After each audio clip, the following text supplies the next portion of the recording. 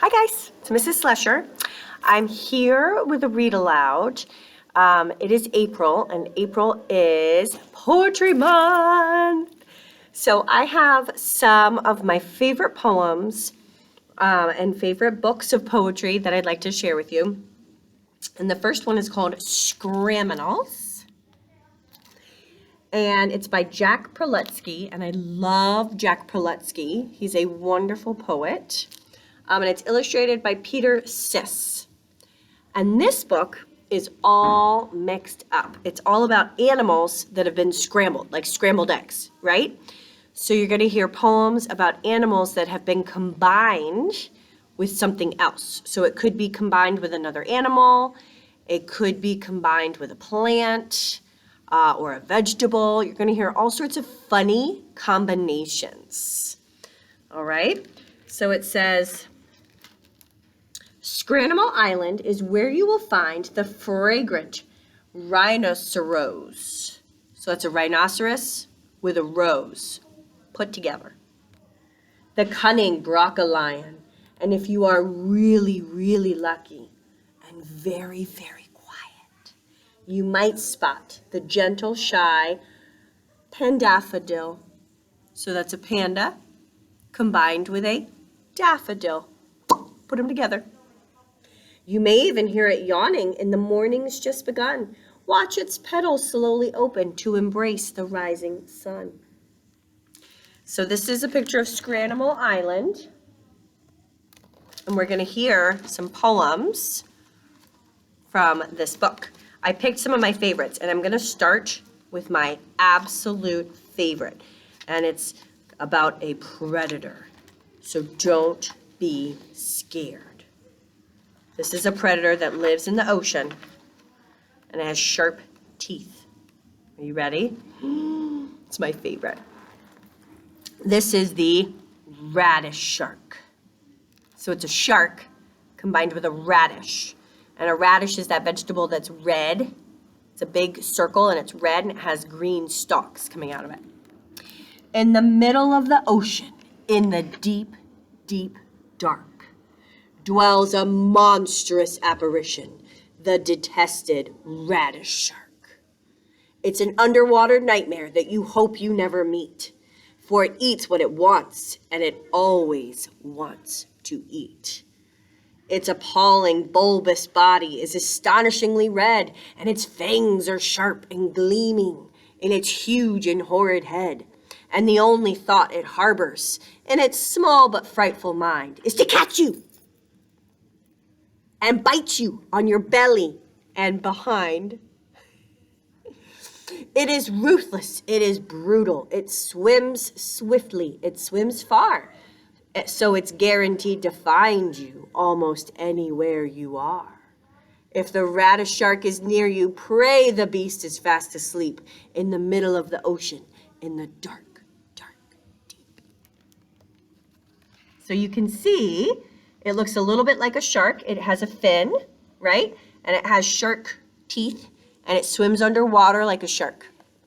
But it's also like a radish because it's round and red like a radish, and the fins at the back look like the green stalks of the radish. So it's the radish shark. A shark combined with a radish. So that's my favorite. And then I'll share some others that I enjoy.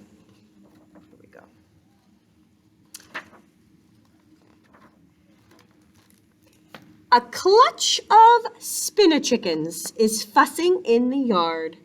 They peck their meager pickings, their lives are dull and hard.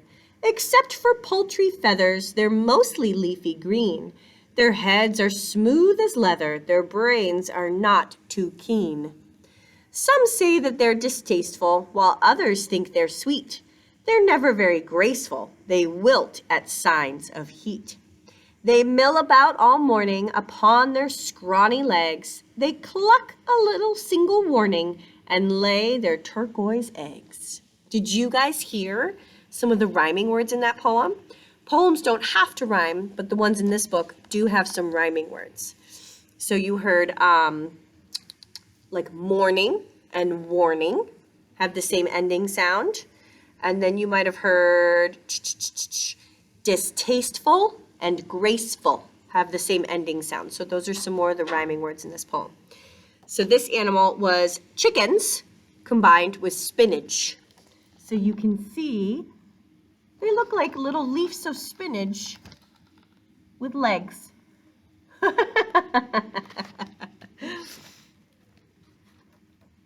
right. How about we do a parrot combined with an otter, like a sea otter. Can you picture that in your head? Here we go. The marauders lie on their backs in the sea, calling to cormorants, yapping at auks. They cannot stop prattling, though most would agree that no one pays heed when a marauder talks. So it's got the body of an otter and the head of a parrot.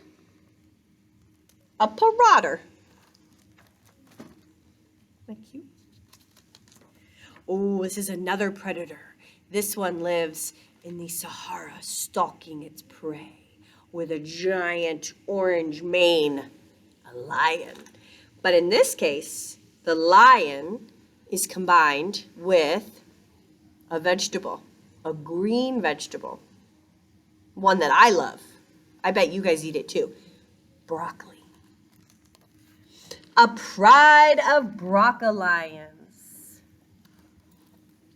A pride of broccolians has assembled in the grass, paying scrupulous attention to the creatures ranging past. Then an antelope petunia moves directly into view, and the chase begins in earnest, and they all know what to do. They are beasts of regal bearing in their coats of green and gold. They are fierce and prepossessing. They are cunning. They are bold. Soon their chosen victim stumbles, for despite its nimble gait, its pursuers overtake it and consign it to its fate. With adroitness and precision, they dispatch their fallen prey, and that antelope petunia will not bloom another day. Then that pride of broccolians, having hunted, having fed, growls and yawns in satisfaction and goes noisily to bed. So the broccolians were hunting the antelope petunia, which is an antelope combined with a flower called petunia. And unfortunately, in this case, the lions won. The broccolians won the battle. Did you hear some of the rhyming words in that poem? Let's see if we can find them in this next one. These are fun. Ooh, this is a long snake called an anaconda combined with a fruit. What's a long fruit that's yellow? A banana? So this is a bananaconda. Oh, sleek bananaconda, you longest long fellow. How sinuous and sly you are, how slippery, how yellow. You slither on your belly and you slither on your chin. You're only unappealing as you shed your slinky skin. Did you get that? Unappealing, because you peel a banana?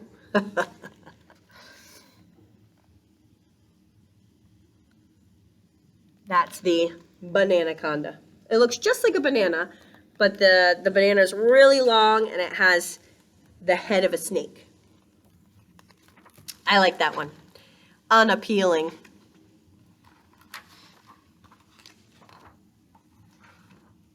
All right, here is our last combination. This is the panda combined with a flower called a daffodil. So this is a pendaffodil.